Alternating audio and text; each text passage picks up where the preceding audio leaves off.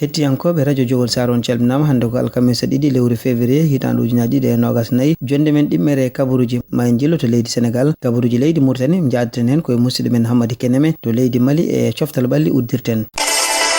to leydi Sénégal diwan Matam do wiyete Lobali ko demowo goto betti gujjo e nder ngesa mum kanko demowo sanga de nangi gujjoɓe ngoni e habde kanko demowo mo jogino jasi o taji pedel nayi gujjo on kanyum hebi juudema paaka e jungo kambe de kala be tawndiro dispensaire ngam a safruji kanko demowo hebini yaade porte de plainte kambe de kala be paamu juude e odo sa hollede kay kanko demowo ko nyaawando hoore makko tabe tawe to parquet mo Matam e be padi nyaawore mabbe Sidiki Kaba ko jagorgal kalfinagal gede nder leydi Sénégal o yaltini hadde mbiyen arrêté e demgal tubankore ko hadde moni kala jogade jogitare e nder wertango leydi Sénégal dugi nyande nogas e nayi lewru janvier ha totalement sappo e nayi lewru avril nde do hitande gonden jogitare ni non ko wayno pistele fetel e ko abbiti hen o holiti non so wana taw jomum woni koy e galle mum walla e nder nokku to golloto o andini kala non tiddo hore ha sali heddade nde do yamirore ma kuule cattude pawe e dow mudum fawade article 8 10 12 et 18 mo loi numéro 66-3 balado nyande sappo e jeetati lewru janvier hitan ujunere temed jeenayi e capande jeegom e jeegom o holiti kadi kanko Sidiki Kaba jagoro kalfinado gede nder leydi ɗeɗon golle halfina ɗumen ko officier e wondude agent ji police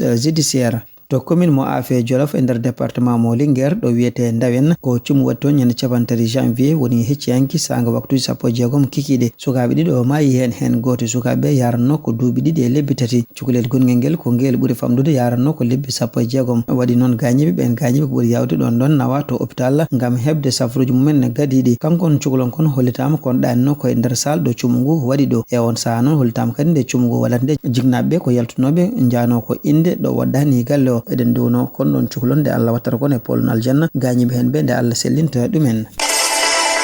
kabaruji leydi Mauritanie no mbirunden ni jaadaten hen koye musidɗo men Hammady Keneme bisimilla ma Keneme hettiyoɓe haalirde Jogol Sare kabaruji leydi Mauritanie jagorɗo leydi Mauritanie kalfinade cellal aade na Hamdi Wul Mu'onas ñalawma hande to nokku gollordo makko to o jodidimo toon jodani ɗo fedde windere yankore ɗo e nder leydi Mauritanie e nder hen ɓe mbawi yewtide musiddagal moƴƴal jokkodiral e ɓengu yummako wongo hakkude leydi Mauritanie e nde ɗo fedde caggal ɗum kay ɓe mbawi yewtide ko yewti e ɓen ɓe ganduɗa rewɓe wasaɓe pittali mumen e saaha jibinirgol ngam wawde hande sakkude peeje e ƴewde ustude ɗum to wuro on wadiwo teska toon kupiraji kura cattude e nder yoga e leede gonɗe e nder wuro on wadiwo e nder hen kamɓe wurɓe e ɗon leede ɓe kolliti e oɗo saaha ɓe guuri caɗele cattude ni feewi saabu kupiraji kura ɗi ene jaaha ha en tolno waktuji 12 ɓe kolliti dendagal gueɗe mabɓe koɓe gollorto to banggue courant he oɗo saaha fof koko dari saabi ɗum ko kupiraji courant ciftinen kanko gardiɗo jagorɗo leydi ndi Mohammed Wul Bilal Mas'oud o ardino guddigol central courant toon to wuro Nouadhibou e lewru décembre ɓennundu haɗani ha hande caɗele ni jokki to banggue kupiraji courant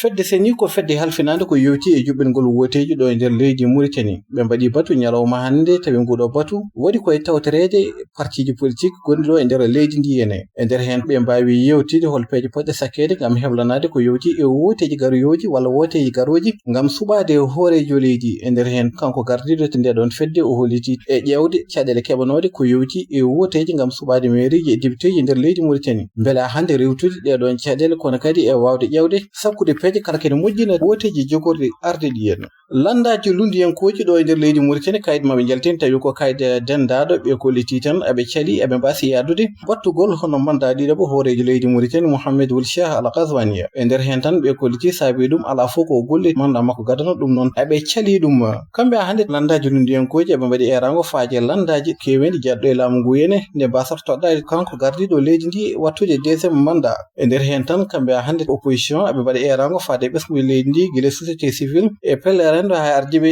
to dawrugol nde mbasata ha hande yadude peeje ɗeɗon ngam kanko hoorejo leydi ndi wattude deuxiéme mandat ɓe ñaagui ɓen garata tawtaɓe e yiyande mabɓe Hammady Keneme Nouakchott radio Jowol Sare Seydi Keneme golle ma jooɗi peewi caggal leydi Mauritanie jehen toon to leydi Mali seppoji juɓɓinama ñalawma hande to Kay e to Sikasso jeeyi sababu ɗin seppoji noon ko ɓen seppoɓe e hollirde weltare mumen e pellital ngal ardiɓe leydi Mali ƴetti yadude leydi Burkina e leydi Niger so yaltude haalaɓe e fedde CEDEAO to place cinquantenaire mo wuro Bamako seppoɓe jogui pankartuji mumen ina bindi hen non ala CEDEAO min jiiɗa fedde CEDEAO eɓe jogui ararayuji leydi Mali e leydi Burkina e araray mo leydi Niger eɓe gulla eɓe jima eɓe kolliti weltare mabɓe e ngomijo ngo ardiɓe mabɓe ƴetti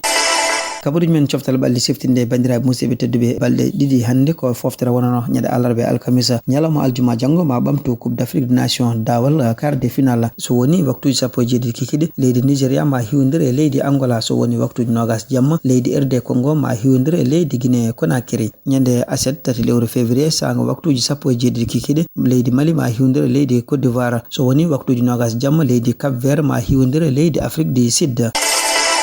ko ɗo uddi kabaruji men en jetti en jarni musidɗo men Hamady Keneme bandiraɓe musidɓe tedduɓe hettiyankoɓe radio Jowol Sar yen gone jaam konngol men mbaydi ko hande wi ko ura fooru maayi fotani urede jombajo oga banggue ko musidɗo moon Foutangue Diaw.